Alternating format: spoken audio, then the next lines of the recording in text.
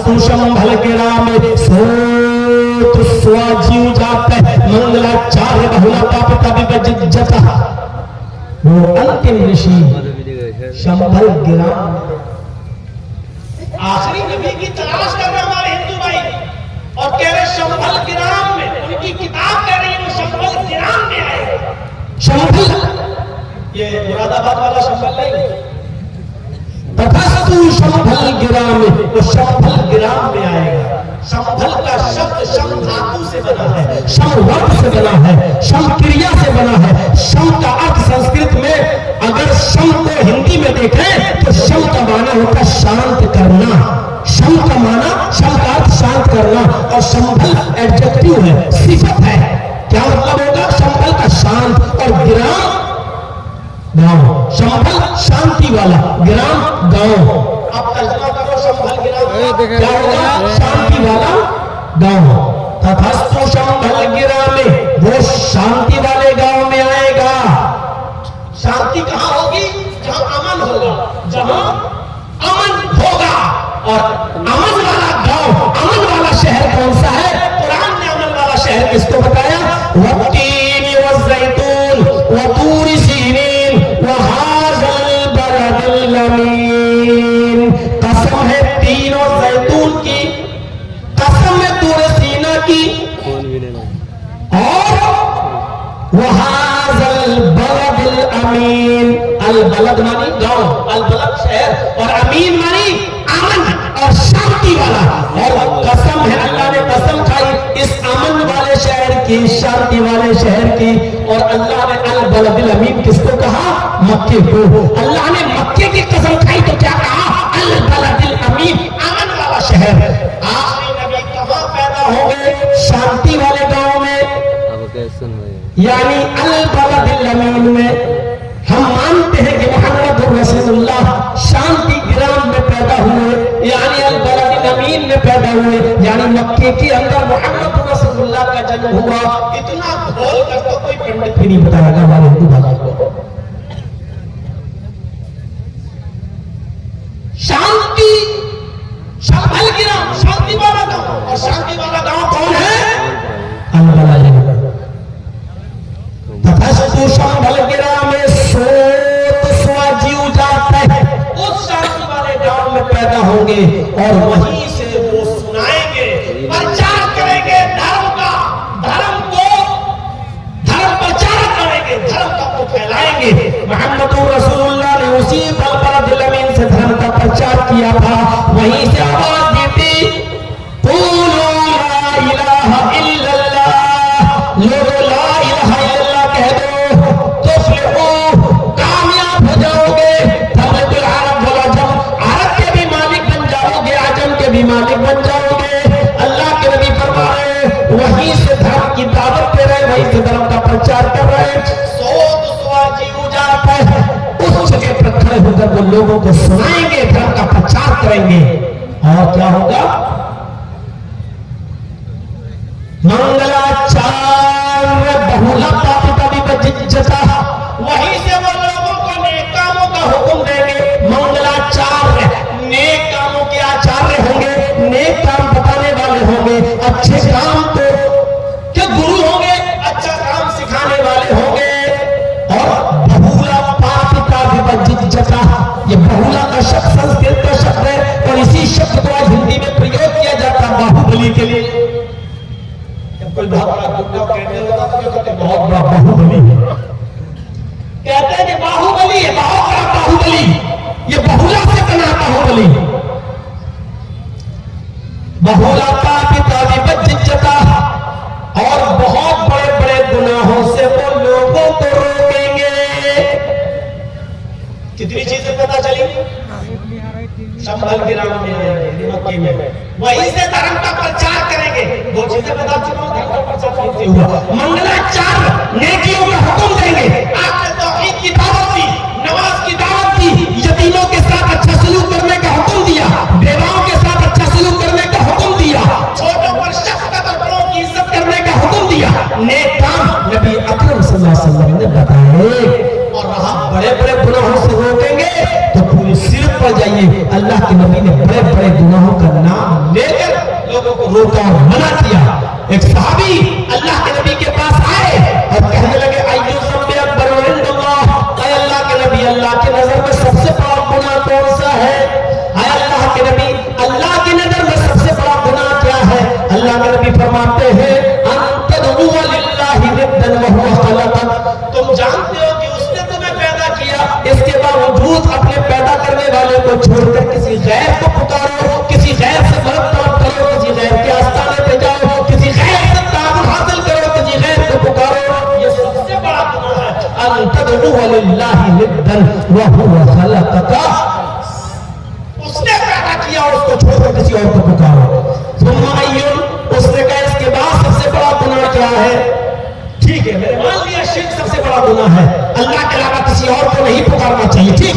सुम्मा अय्युन, उसके बाद कौन सा गुनाह है? सुम्मा अय्युन, उसके बाद कौन सा गुनाह है?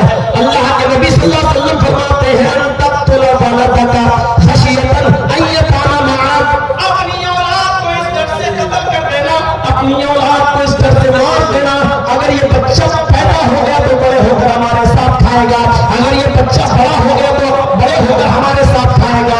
कितने लोग ऐसे हैं जो अपनी औलाद को पैदा होने से पहले मार डालते हैं कि ये पैदा होकर तो हमारे ऊपर बोझ बनेगा, मार डालते हैं। फरमाया अन्तक़्तुला वलदका खशियतन अन यकाना मअक, अपनी औलाद को इस तरह से कत्ल कर देना कि ये बड़े होकर मेरे साथ खाएगा। लड़का भी शामिल है, लड़की को इस तरह से मार देना कि इसकी जहेज का इंतजाम हमारे पास नहीं होगा, पहले से 4 बेटियां 5वीं भी होंगी तो हम क्या करेंगे, और कत्ल कर दिया, मार दिया। मेरे भाइयों, इसके बाद कौन सा पूछता जा रहा, आप बताते जा रहे हैं, तो बड़े बड़े गुनाहों का नाम लेकर अल्लाह के नबी सल्लल्लाहु अलैहि वसल्लम ने लोगों को रोका। तो ये पूरा मंत्र जनाब मुहम्मद रसूलुल्लाह सल्लल्लाहु अलैहि वसल्लम के सिलसिले में पूरा उतरता है। अब इससे ज्यादा वजाहत क्या होगी? मैं समझ रहा हूं मेरे भाइयों, अब रात के 12 और 1 बजे के बाद आप लोगों का बैठना थोड़ा मुश्किल हो जाता है, तो इसलिए मैं भी बहुत लंबा नहीं खींचूंगा, लेकिन आपसे गुजारिश है कि थोड़ा सा 10 मिनट का हमें टाइम और दे दें। मेरे भाइयों, इतनी गुजारिश है कि आप बैठ जाइए, एक मंत्र और पढ़ता हूं, उससे क्लियर हो जाएगा कि हमारे हिंदू भाई क्या चाहते हैं और किसका इंतजार कर रहे हैं। भावने शंभलो विष्णु यशतुग्रे सोमति प्रादुर्भाव्यम, आखिरी नबी ब्राह्मण खानदान में आएंगे। अब आप भी कहेंगे मौलाना साहब, क्या अल्लाह के रसूल को ब्राह्मण कहा है और जिस खानदान में आए तो क्या वो ब्राह्मण खानदान था? नहीं, गलती है, हमने लैंग्वेज को उसके माना और मतलब से नहीं समझा। ब्राह्मा का माना होता अल्लाह, अरे हिंदू धर्म में ब्रह्मा दुनिया का बनाने वाला, ब्रह्मा मानी ब्रह्मांड का बनाने वाला यानी खालिक, ब्रह्मा का मतलब खालिक यानी ब्रह्मांड का बनाने वाला, और ब्राह्मण का मतलब अल्लाह वाला, अल्लाह वाला। तो मोहम्मद रसूलुल्लाह का आखिरी नबी के बारे में कहा गया ब्राह्मण खानदान में आएंगे, इसका मतलब ये हुआ कि वो अल्लाह वाले खानदान में आएंगे, नेक खानदान में आएंगे, वो उस खानदान में आएंगे जो कौम अल्लाह को मानती होगी, इसमें कोई शक नहीं। बावजूद जहालत के सब कुछ आम था, लेकिन खाने काबा में 360 बुत रखे हुए थे, सब कुछ था, लेकिन खाने काबा के रखवाले कौन थे? मोहम्मद रसूलुल्लाह के दादा अब्दुल मुत्तलिब, यही खानदान ऐसा था जो खाने काबा का रखवाला था, और सबसे ज्यादा उस जमाने का दीनदार और अल्लाह वाला खानदान यही माना जाता था।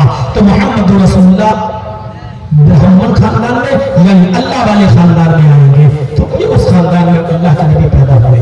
अच्छा, हमारे हिंदू भाइयों में बहुत से लोग समंदर में पैदा होते हैं, बहुत से लोग पेड़ के पत्ते पे पैदा होते हैं, बहुत से लोग आसमान से ऐसी टपकते हैं, ये पढ़ेंगे तो बहुत कुछ होगा, लेकिन आखिरी नबी के बारे में क्या कहा? वो न तो समंदर में पैदा होगा, न तो मछली के पेट में से आएगा, न तो किसी और के पेट से निकलेगा, बल्कि वो पैदा होगा उस एक घर में, उस घर के मालिक का नाम क्या होगा, और जिस औरत के पेट से पैदा होगा उसका नाम क्या होगा? ये भी भावा ने एक घर में पैदा होगा, शंभल ग्राम यानी मक्के के एक घर में पैदा होगा, विष्णु यशस हो है, वो घर विष्णु यश का होगा, यानी उस घर का मालिक विष्णु यश, बाप का नाम विष्णु यश होगा। सुमति प्रादुर्भाव्यम, और वो सुमति के गर्भ से, सुमति के पेड़ से पैदा होगा। अब क्या रह गया है?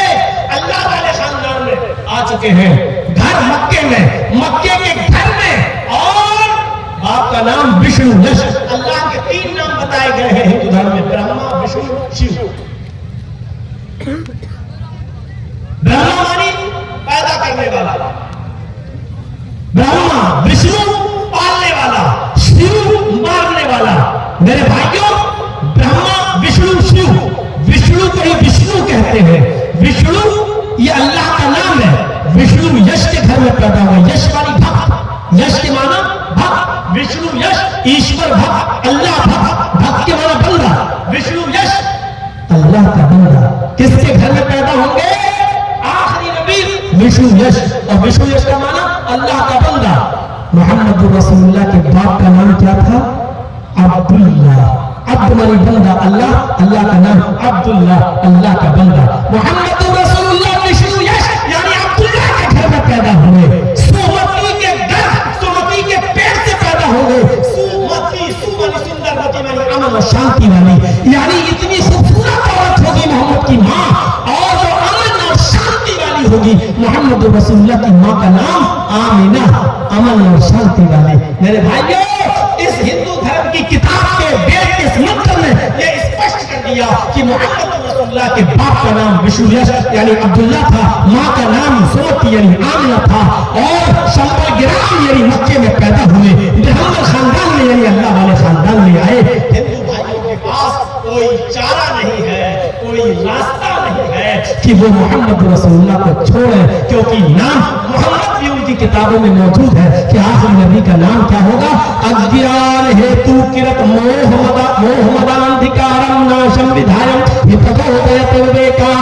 इस दुनिया में अज्ञान और जिहालत को खत्म करने वाला, अज्ञान हेतु किरत और सबको लाभ पहुंचाने वाला, सबका हितकारी मोहम्मदाधिकारम। मोहम्मद इस दुनिया में आएंगे, मोहम्मद पैदा होंगे, और मोहम्मद के आने के बाद अंधिकार नाश हो, सारा अंधेरा नाश हो जाएगा, सारी जिहालत मिट जाएगी, अंधेरा खत्म हो जाएगा। यानी जिससे सूरज निकलता है तो रात का अंधेरा मिट जाता है, ऐसे ही मोहम्मद रसूलुल्लाह सूरज की तरह चमकेंगे, और जब आएंगे तो सारे गुनाहों की काम खत्म होकर रोशनी पैदा कर देंगे और जिहालत मिट जाएगी। मेरे भाइयों, ये मंत्र मैंने आपके सामने रखे हैं अपनी 1.5 घंटे की तकरीर में, ये बताने के लिए कि आखिरी नबी जनाब मोहम्मद रसूलुल्लाह ही सबके हैं, लिहाजा सब लोग इनको अपना नबी माने और इनकी तालीमात पर चले। इस जलसे की कमेटी के लोगों ने मेरे भाइयों मस्जिद की तामीर की है और कर रहे हैं, और हर साल मुझे बुलाते हैं। पिछले साल मैं खुद पॉलिटिकल और राजनीतिक षड्यंत्र का शिकार बन गया था, तो नहीं आ सका। चलिए, ये चीजें भी झेलना चाहिए, और आएंगी तो तजर्बा होता, कोई बात नहीं। मेरी आपसे गुजारिश है कि चंदा तो आप दे चुके हैं, जेब आपने खाली कर दी है, लेकिन सुना है तौहीद साहब ने भी बताया और दूसरे लोगों ने भी कि मौलाना साहब मिलने नहीं गए लोग आपसे, कोई बात नहीं, लेकिन कोई मस्जिद ऐसी नहीं थी जिस मस्जिद में आपके लिए दुआ न होती हो।